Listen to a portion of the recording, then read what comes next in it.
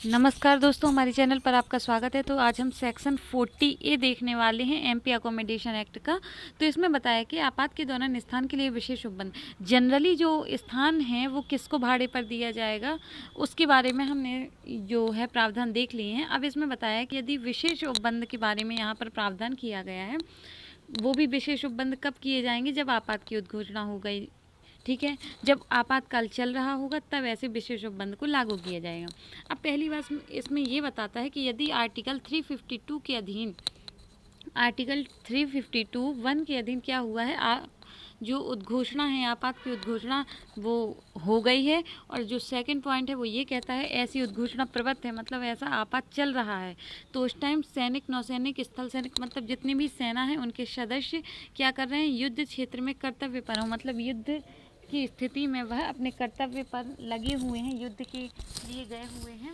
तो ऐसे व्यक्ति या फिर जो कोई व्यक्ति सैनिक नहीं है फिर भी वह सैनिक ना होते हुए भी ऐसे सैनिकों के लिए क्या कर रहा है, हेल्प कर रहा है युद्ध क्षेत्र में, तो ये लोग, इनके परिवार के सदस्यों को अब रहने के लिए ज़रूरत है स्थान की, तो क्या किया जाएगा, तो इन लोगों के परिवार को, कुटुंब के किसी सदस्य को रहने के लिए जब स्थान की आवश्यकता होती है तो कलेक्टर या अन्य प्राधिकारी जो ये लोग धारण किए हुए थे स्थान, इनका स्थान इनके कुटुंब के सदस्य को दे देगा, ठीक है। अब जब यदि ऐसी स्थिति होती है कि ये लोग कि इन लोग की जो स्थान है जो भाड़े पर दिया गया था अभी वो किसी अन्य के कब्जे में है, ठीक है, मतलब ये लोग जो सैनिक वगैरह हैं, सैनिक के सदस्य नहीं लिए हुए थे और ना ही असैनिक लोगों के लिए हुए थे जो युद्ध में क्षेत्र में साथ दे रहे हैं, तो यदि ये लोग लिए होते पहले से तो इनका स्थान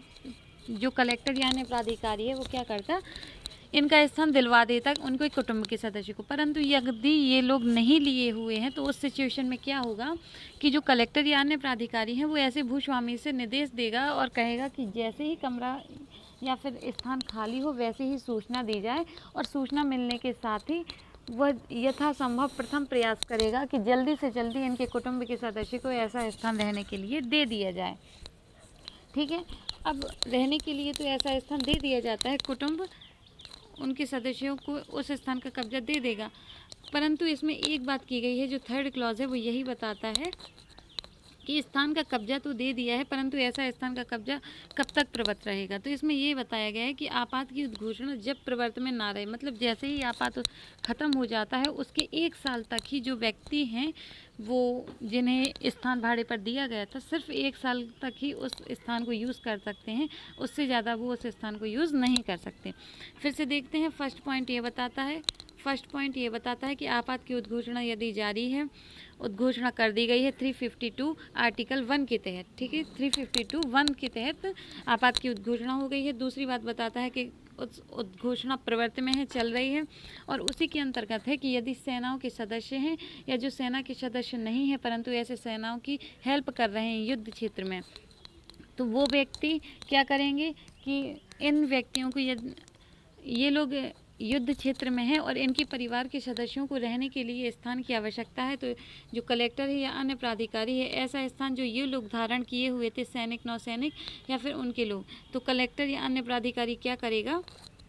कि ये जो स्थान है, ये लोग धारण किए हुए थे वो इनको दिलवाएगा। जहाँ की ये लोग धारण नहीं किए हुए थे, मतलब सेना के सदस्य या असैनिक सदस्य धारण नहीं किए थे किसी स्थान को, तो कलेक्टर या अन्य प्राधिकारी क्या करेगा कि भूस्वामी से ऐसी अपेक्षा कर सकेगा कि जल्दी से जल्दी कोई ऐसे भाड़े के लिए कोई स्थान की सूचना उन्हें दे ताकि वह इन कुटुंब के सदस्यों को दे सकें। जैसे ही सूचना प्राप्त होती है तो ये कलेक्टर या अन्य प्राधिकारी ऐसे सदस्यों को, कुटुंब के सदस्यों को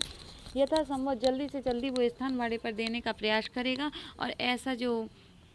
भाड़े पर दिया जाएगा तो ऐसा प्रवर्तन कब तक रहेगा, तो जैसे ही आपात की उद्घोषणा ख़त्म हो जाती है उसके 1 साल तक ही जो वो व्यक्ति हैं, कुटुंब के सदस्य हैं, वो 1 साल तक ही ज़्यादा से ज़्यादा ऐसे स्थान पर रह सकते हैं। उसके बाद उन्हें वह स्थान खाली करना होगा। तो आई होप आपको समझ में आया होगा। आज के लिए सिर्फ इतना ही। Thank you, bye bye.